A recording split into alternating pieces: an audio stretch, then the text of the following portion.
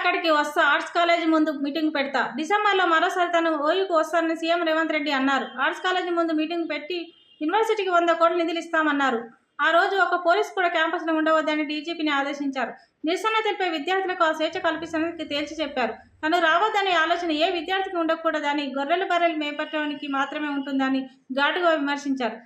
ప్రతిపక్ష నేతలే టార్గెట్గా ఓయూలో సీఎం రేవంత్ రెడ్డి పరోక్షంగా అన్నారు. సెంట్రల్ యూనివర్సిటీ వద్ద ఏనుగులు ఉన్నాయని అభివృద్ధి కాకుండా అడ్డుకుంటున్నారు.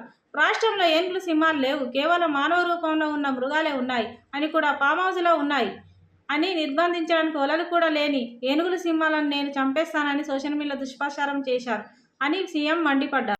ఓయూపై కుట్ర చేశారు. ఉస్మానియాను కాలగర్భంలో కలిపేందుకు గత పాలకులు కుట్ర చేశారని సీఎం రేవంత్ రెడ్డి ఆరోపించారు. ఓయూ విద్యార్థుల వల్ల ఉద్యమంలో తెలంగాణ కళ సాకారమైందన్నారు.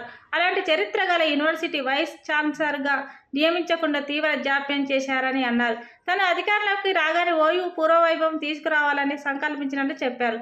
108 ఏళ్ల ఓయూ చరిత్రలో దళితుడిగా వీసీగా నియమించినట్లు తెలిపారు.